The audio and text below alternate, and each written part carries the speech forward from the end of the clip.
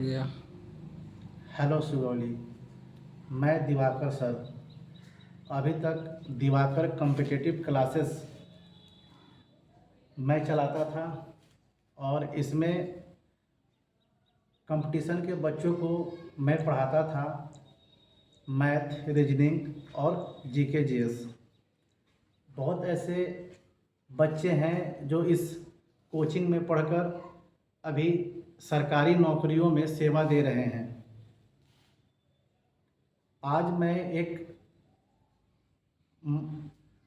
Big announcement करने वाला हूँ जो शायद आप सभी को जानना चाहिए, वो छात्र हो या उसके पेरेंट्स।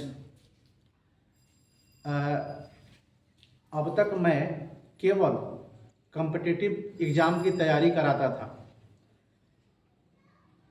अब से मैं निर्णय यह लिया हूँ कि सुगौली क्षेत्र के बच्चों को 9th और 10th का भी मैथ, साइंस और सोशल साइंस, यह 3 विषय मैं खुद से पढ़ाऊंगा। अब सोचिएगा कंपटीशन के साथ साथ यह शुरू करने का क्यों ज़रूरी आ गया। तो बहुत सारे पेरेंट्स बहुत पहले से मुझे पर्सनली मिलते थे, बोलते थे कि सर ऐसे है कि मेरे बच्चों इस सब बच्चों को भी थोड़ा सा जो है गाइड करिए। हालांकि मेरे पास समय का अभाव रहता था और मेरा भी खुद का बीपीएससी का मेंस का प्रिपरेशन करना रहता था, इसलिए मैं ज़्यादा समय नहीं दे पाता था। लेकिन अब अपना कोचिंग जो है पिछले 1 साल से शिवालय मंदिर रोड, जो ये पकड़ी का पेड़ है यानी कि संधि चौक के नाम से जाना जाता है, वहाँ पिछले 1 साल से यह कोचिंग चल रहा है। और हमेशा जो भी बहाली आ रही है उसमें बच्चे यहाँ से पढ़कर सफल हो रहे हैं और सेवा दे रहे हैं।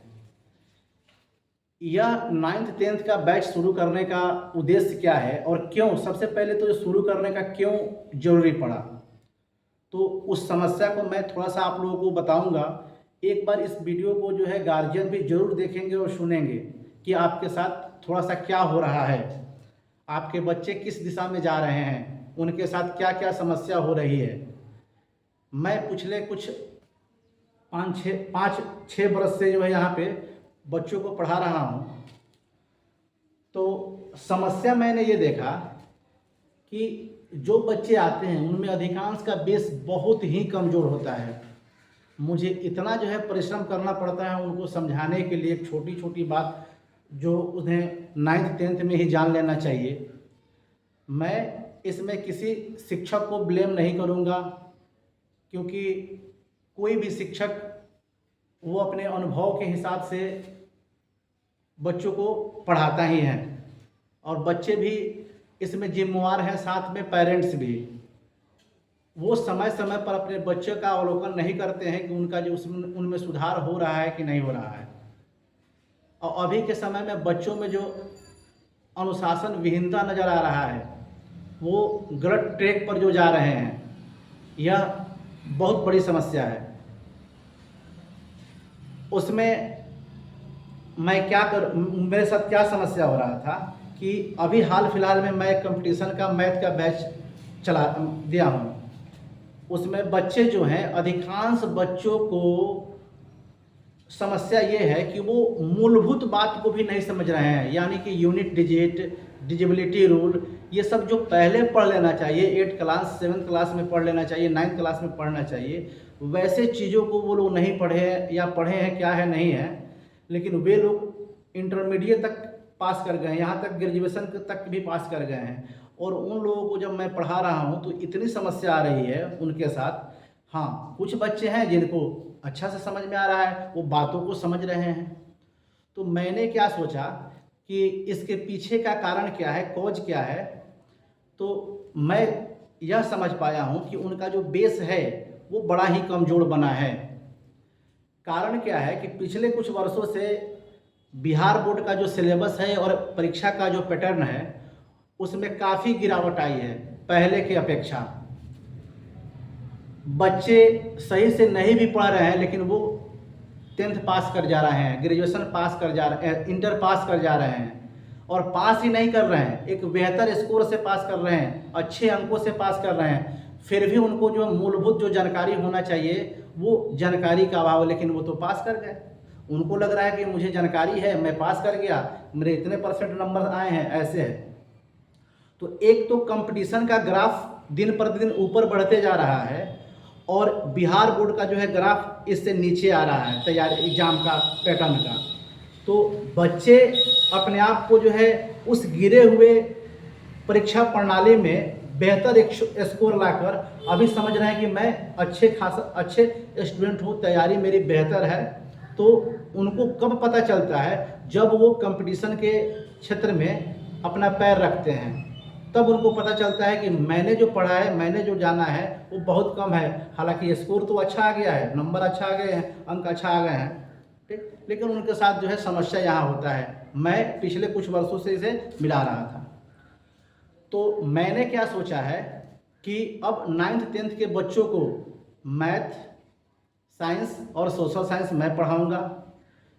आगे बढ़ने के बाद कोई अनुभवी शिक्षक को जो संस्कृत, हिंदी और इंग्लिश बच्चों को अच्छे से पढ़ा सके। अब देख लीजिए, हम लोग हिंदी भाषी क्षेत्र से तो हैं, हिंदी हम लोग को बोल लेते हैं, जब लिखने का बारी आता है तो बहुत सारी अशुद्धियाँ होती है लिखावट में। इसके पीछे का कारण क्या है? यही सब, आधार का मजबूत नहीं होना। तो एक अनुभवी शिक्षक को रखा जाएगा, लेकिन मैं खुद से मैथ, साइंस और सोशल साइंस पढ़ाऊंगा। एक तो ये भी भ्रांति है कि 10th के शिक्षक लोगों का कहना है कि सोशल साइंस को जो है क्या पढ़ता है, इसमें जो है कि पढ़ने वाला है क्या। उन लोगों को ये भी पता नहीं है कि आगे चलकर यही जो है कंपटीशन में जो है पढ़ना पड़ता है। हिस्ट्री, ज्योग्राफी, पॉलिटी, इकोनॉमिक्स, ये सब पढ़ना पड़ता है। लेकिन शुरू से ही बिहार बोर्ड के बच्चों को केवल मैथ साइंस करके जो है इन सब विषयों से दूर कर दिया जाता है, और वो बच्चा जब कंपटीशन के क्षेत्र में जाता है तो उसके साथ बड़ी समस्या होने लगती है, क्योंकि आदत तो है नहीं उसे पढ़ने का ये सब चीज़। तो मेरा जो ये प्लानिंग हुआ है 9th 10th का पढ़ाने का, उसको मैं पिछले कुछ दिनों से उस पर जो है पिछले कुछ महीनों से उस पर काम कर रहा था। काम ये कर रहा था कि सिलेबस क्या होना चाहिए एक मेरे अकॉर्डिंग, जो 9th 10th का बच्चा बेहतर कर सके। जैसे आप देखे होइएगा कोटा, बड़े बड़े शहर में इसके यहाँ पे क्यों बच्चे जाते हैं? जिनके पास पैसा होता है वो अपने बच्चों को जो कोटा जैसे शहर में भेजते हैं, 9th 10th से ही 10th करने के बाद ही भेज देते हैं, क्योंकि वहाँ पे जो परीक्षा का जो तैयारी कराने का जो पैटर्न है वो बिहार बोर्ड से काफ़ी ऊपर है।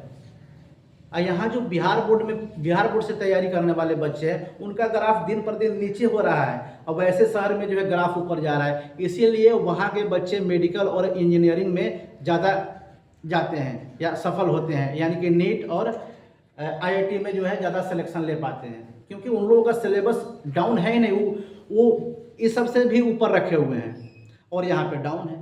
तो मैंने भी क्या सोचा है कि यहाँ पे अब 9th 10th के बच्चों को एक बिहार बोर्ड का सिलेबस है उसको तो पढ़ाया ही जाएगा, उससे थोड़ा सा ऊपर लेके चला जाए बच्चों को समझाकर, धीरे धीरे उस पर जो है करके। इसीलिए मैंने अपने से खुद से नोट्स तैयार करवाया है कि उसमें क्या क्या होना चाहिए। उसमें जैसे NCERT, SCERT और BTBC, ये तीनों बुक के सिलेबस को जो है कवर करके एक नोट्स तैयार करा गया है। अब कहिएगा बहुत बच्चे को तो ये भी पता नहीं होगा कि BTBC क्या होता है, SCERT क्या होता है, NCERT क्या होता है। तो उनको समझ में आएगा कि ये क्या है, इसमें क्या क्या जानना है। तो वैसे करने से उस बच्चा का एक बेस मजबूत होगा, और बेस जब मजबूत हो जाएगा तो वो आगे चलकर आर्ट्स ले, कॉमर्स ले, साइंस ले, या जो भी फील्ड में जाना चाहे वो जाकर एक बेहतर कर सकता है। साइंस लेगा फिर भी उसको उसमें समस्या नहीं होगी, आर्ट्स पढ़ेगा या जो हो, या कंपटीशन के फील्ड में आ जाए तब भी उसके साथ कोई समस्या नहीं होगा, बातों को अच्छा से समझेगा और जल्दी वो कैच करेगा। इसमें क्या है कि यह इतना बड़ा समस्या है, इसमें गार्जियन लोगों को थोड़ा सा भी दिलचस्पी नहीं है, और बच्चे को आप कह रहे हैं कि जाकर कहीं पढ़िए, वो बच्चा अपने खुद से कहीं भी टीचर का चुनाव करता है या कहीं भी कोचिंग का चुनाव करता है तो वो अपने अकॉर्डिंग ना करता है, उसको वह बोध है ही नहीं कि यहाँ पे क्या क्या होना चाहिए, कैसे पढ़ाई होता है, क्या जानकारी होना चाहिए, वो तो ये चेक नहीं कर पाता है। आप गार्जियन हैं, आपको इस बात का ख्याल रखना है, आपको तय करना है कि आपका लड़का कहाँ पढ़ेगा, क्योंकि आप उससे ज़्यादा अनुभव रखते हैं। तो एक बार गार्जियनों को भी मेरा एक रिक्वेस्ट है कि एक बार जो है बच्चे को ऐसा ना करे कि घर के बगल में ही जैसे तैसे पढ़ाई होता है वहाँ बच्चों को भेजकर उसका भविष्य खा जाए। तो इस बात से भी आपको रूबरू होना होगा गार्जियनों को कि आपका बच्चा कहाँ पढ़ रहा है, उसमें कितना सुधार हो रहा है, अगर सुधार नहीं हो रहा है तो क्यों नहीं हो रहा है। आप कहीं भी पढ़ रहा है वो बच्चा, उस शिक्षक से बात कीजिए कि क्या हो रहा है, कैसे इसमें सुधार होगा, क्या कमियां हैं, उस पर आप लोगों को भी काम करना होगा। अगर आप लोग जो है गार्जियन होकर इस बात पर जो है नहीं ध्यान दीजिएगा तो समझिए कि आने वाला उसका भविष्य अंधकारमय ही होगा। जो बच्चे जिनके गार्जियन जो है थोड़ा सा मतलब जागरूक हैं, वे अपने बच्चों को लेकर हमेशा चिंतित रहते हैं, और चिंतित रहना भी जरूरी है। जब आप यह बात नहीं सोचते हैं अपने बच्चों के लिए तो फिर आप गार्जियन बाद में आप चाहते हैं कि मेरा बच्चा जो है कुछ ऐसा बने वो बने, बगल में कोई पड़ोसी में कोई लड़का कुछ कर जाता है तो आपको लगता है कि काश मेरा भी बच्चा ऐसे बनता, ये करता। तो इसके पीछे का क्या है कि आप उसका बेस यानी कि आधार यानी कि 9th 10th अच्छा से करवाइए, तभी जाकर वो आगे चलकर कुछ बेहतर कर पाएगा।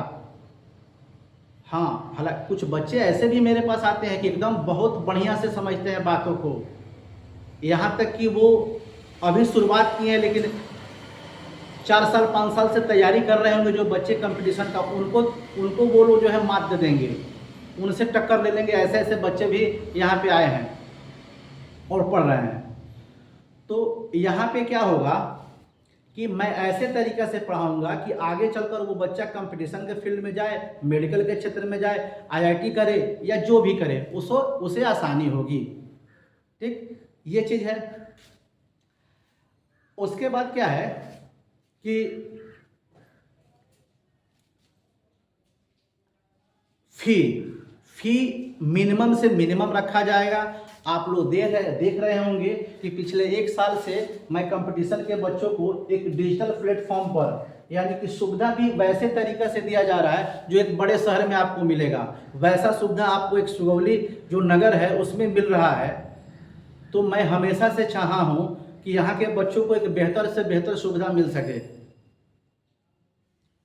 तो एक डिजिटल पैनल है, इसमें पढ़ाने का तरीका क्या रहेगा वो मैं जो बच्चे जो जुड़ेंगे उनको जो है पहले मैं क्या करूँगा कि 9 से पहले यानी कि 8, 7, 6 में क्या क्या चीज़ हैं जो उन्हें जानकारी होना चाहिए, तभी तो वो अगले क्लास में जो है बातों को समझ पाएंगे। तो 15 से 20 दिन पहले मैं क्या करूँगा, उससे नीचे का जो सिलेबस है उसको पहले उन लोगों को रिकॉल करवाऊँगा, वैसे तैयारी कराऊँगा कि पहले इन बातों को आपको जानकारी होना चाहिए, तब जाके आप 9th या 10th का जो है आगे से पढ़ना शुरू करें। तो यहाँ पे क्या है कि एक मेरे द्वारा, मेरा नाम है दिवाकर कुमार, ठीक, और मेरे द्वारा जो क्लास चला जाता है उसका नाम है दिवाकर कॉम्पिटिटिव क्लासेस। लेकिन अब से, पहले नहीं था, अब से क्या होगा कि अब से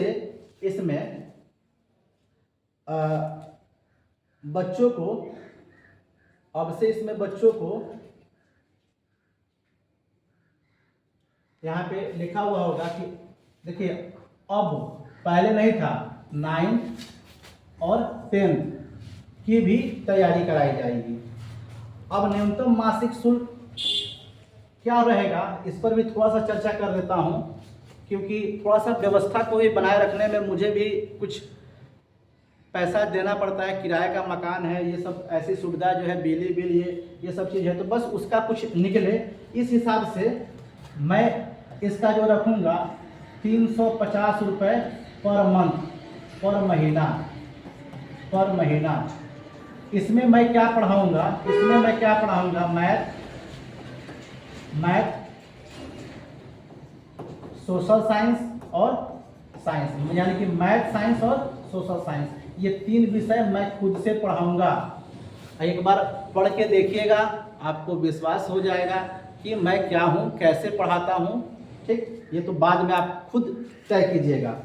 ठीक, यहाँ पे क्या होगा कि कमज़ोर जो बच्चे होंगे उनको थोड़ा सा जो है विशेष क्लास छुट्टी होने के बाद उनको जो है रोक कर थोड़ा सा जो है गाइड किया जाएगा, ताकि क्या हो, आगे चलकर उनको कोई समस्या ना हो। अब देखिए कुछ बच्चे तो ऐसे पढ़ेंगे सर जो है, अगर 10th और इंटर में जो है नहीं भी पढ़ा जाए, केवल थोड़ा सा गेस पढ़ लिया जाए, तब भी हम लोग जो है फर्स्ट कर सकते हैं, पास कर सकते हैं। तो मैंने भी देखा है कुछ बच्चे तो बाहर चले जाते हैं काम करने के लिए और एग्ज़ाम से 1 से 2 महीना पहले आते हैं और गेस को पढ़ करके वो फर्स्ट डिवीज़न कर जा रहे हैं। तो फिर उस अंक का क्या, उस डिवीज़न का क्या, जब आपको जो जानकारी होना चाहिए वो तो है ही नहीं। और क्यों मैं बोला कि बिहार बोर्ड का एग्ज़ाम प्रणाली एकदम बेकार है। अब आपको 100 क्वेश्चन दिया जाएगा, उसमें से कहा जाएगा 50 आप बना लीजिए। आप बात समझ रहे हैं क्या कह रहा हूँ? तो इतना जो है लचर स्थिति है एग्ज़ाम लेने का कि कोई भी लड़का पास कर जाएगा। आप पास कर जाने से इसका मतलब ये नहीं कि उसको जो है सब जानकारी हो जाए।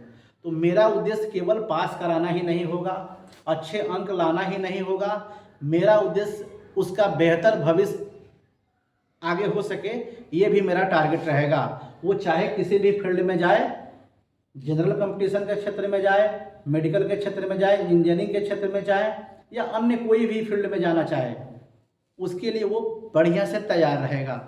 तो इसलिए आप गार्जियनों से भी अनुरोध है कि आप अपने बच्चे के भविष्य के लिए थोड़ा सोचिए और एक ऐसे जगह उसको, ये मैं नहीं कह रहा कि वो मेरे पास ही केवल आगे बढ़े, आप जहाँ पढ़ा रहे हैं वहाँ पे भी बेहतर उसको मिलना चाहिए। तो मैं इसका शुरुआत जल्द डेट का अनाउंस करूंगा कि कब से होना है। बहुत सारे इंक्वायरी आ रहा है, अगर आपको कोई भी समस्या है और जानकारी लेना है तो यहाँ पे जो नंबर है इस पर कॉल करके ले सकते हैं। ठीक, बहुत सारी इंक्वायरी आ रहे हैं कि सर आप बहुत अच्छा, मतलब कुछ पेरेंट्स भी या कुछ बच्चे भी बोले कि सर आप बढ़िया कर रहे हैं, क्योंकि ऐसा चीज़ का बहुत ज़रूरी था अपने क्षेत्र में। तो अब इसका समस्या नहीं रहेगा।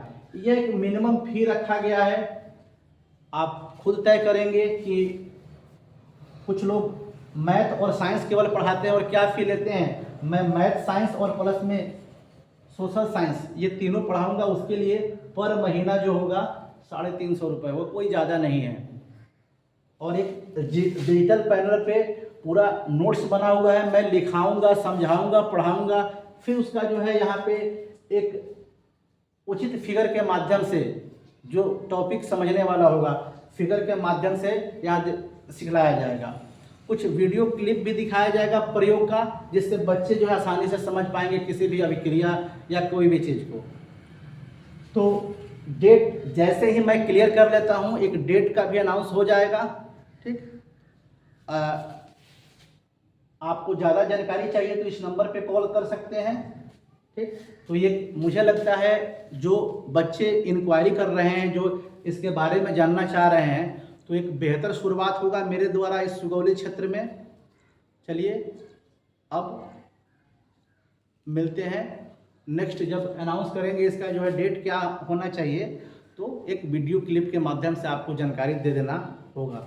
लेकिन हाँ, आप गार्जियन हैं तो आपको भी बड़ी सावधानी बरतनी होगी। आपके बच्चे क्या कर रहे हैं, नहीं कर रहे हैं, पढ़ रहे हैं तो क्या पढ़ रहे हैं, क्या सुधार हुआ, नहीं हुआ। आप हमेशा शिक्षक से मिलते रहेंगे। आप अपने बच्चों के भविष्य के लिए अगर थोड़ा सा भी चिंतित है तो आपको इस पर थोड़ा सा ध्यान देना होगा। मुझे तो लगता है कि आप गार्जियनों में से अधिकांश गार्जियन उस टीचर को भी नहीं पहचानते होंगे जहां आपके बच्चे पढ़ते हैं। इतना बड़ा कार्य है और वहां पे आप ऐसे ही, तो उस बच्चे के भविष्य के साथ थोड़ा सा जो है आप चिंतित रहना जरूरी है, क्योंकि आप पेरेंट्स हैं। नहीं तो बाद में जब उसका बेस ही मजबूत नहीं बनेगा, आप कितनों पैसा खर्चा कर लीजिए, कहीं भी किसी भी शहर में भेज दीजिए, मैं दावे के साथ कर रहा हूँ, अगर उसका बेस कमजोर है तो आगे उस पर बेहतर इमारत बना ही नहीं सकता है। आप लाख पैसा खर्चा कर लीजिए। इसलिए शुरुआती दौर में ये जानते हैं, पढ़ाई का जो है आधार स्तंभ होता है ये 9th 10th, ये कमजोर हो गया बच्चा का ना, तो समझ लीजिए कि उसका लाइफ चौपट होना तय है। तो इसके साथ कोई खिलवाड़ नहीं। चलिए हम मिलते हैं फिर आगे।